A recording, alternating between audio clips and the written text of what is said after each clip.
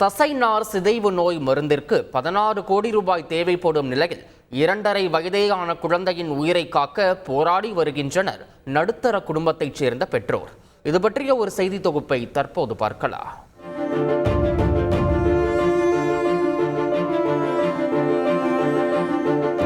Spinal muscular atrophy, முதுகெலும்பு தசைநார் வலுவிழப்பு நோய்.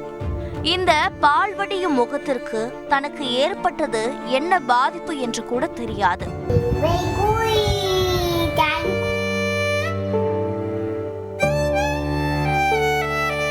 நடக்க கற்றுக்கொண்ட குதூகலத்தில் குழந்தைகள் அன்னநடை போடும் வயது. லக்ஷனுக்கும் ஆசையாகத்தான் இருக்கும். ஆனால் தசைநார் சிதைவு நோயால் இந்த பச்சை குழந்தையால் நேராக உட்காரக்கூட முடியாது.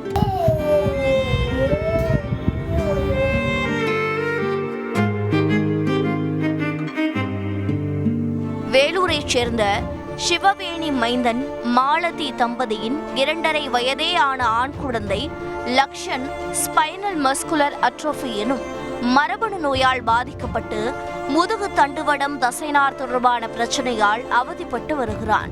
லட்சத்தில் ஒருவருக்கு பாதிக்கும் எனும்போது மருந்தும் அரிதாகவே உள்ளது. விலை 16 கோடி ரூபாய். சாமானிய பெற்றோரால் இது சாத்தியமா? தசைநார் சிதைவால் லக்ஷனால் தவழவோ நிற்கவோ ஏன் சிறிது நேரம் நேராக உட்காரக்கூடவோ முடியாது. முதுகுத்தண்டு வளைந்து விடுவதால் நுரையீரலில் அழுத்தம் உருவாகி குழந்தைக்கு மூச்சு விடுவதிலும் சிரமம். பாவம்.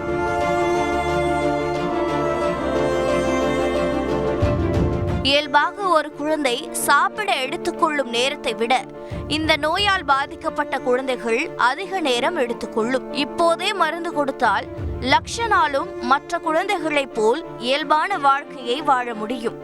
கோடிக்கணக்கில் செலவாகும் என்பதால் முதல்வர் ஸ்டாலினின் உதவியை நாடியுள்ளனர் சிவவேணி மைந்தன் மாலதி தம்பதி. மருத்துவ சிகிச்சைக்கு உதவி கேட்டு தலைமைச் செயலகத்தில் உள்ள முதலமைச்சரின் தனிப்பிரிவில் மனு கொடுத்துள்ளனர். பொதுமக்களும் சமூக ஆர்வலர்களும் தங்களால் முடிந்த உதவியை வழங்கினால் நிச்சயம் தங்கள் மகனின் உயிரை காப்பாற்றி விடுவோம் என அவர்கள் நம்பிக்கை தெரிவித்தனர். இல்லைன்னா கவர்மெண்ட் தான் பண்ணணும். ஆல்ரெடி பெட்டிஷன் சிஎம் செல்லில் கொடுத்துருக்கோம். நம்புகிறோம் ஏதாவது ஹெல்ப் கிடைக்கும் அப்படின்னு நம்புகிறோம். க்ரௌட் ஃபண்டுக்கும் நிறைய ஸ்டெப்ஸ் எடுத்திருக்கோம். நாங்களும் எங்களுக்கும் ஒரு மெடிசன் கிடைச்சா எங்கள் சன்னுக்கு கொஞ்சம் ஹெல்ப்பாக இருக்கும். கொஞ்சம் கவர்மெண்ட் எங்களுக்கு ஏதாவது ஹெல்ப் பண்ணால் ரொம்ப. வசதி வாய்ப்பு இல்லாத சூழலில் குழந்தைக்கான மருத்துவ செலவை பார்த்து கொள்ள முடியாமல் தவிக்கும் இத்தம்பதி முதல்வரின் கருணையை எதிர்பார்த்து காத்திருக்கின்றனர். நிச்சயம் தேவையான மருத்துவ சிகிச்சை கிடைத்து விரைவில் லக்ஷன் மற்ற பிள்ளைகளைப் போல் ஓடி ஆடி விளையாட வேண்டும் என்று அக்குழந்தையின் பெற்றோரைப் போலவே அனைவரும் எதிர்பார்த்து காத்திருக்கின்றனர்.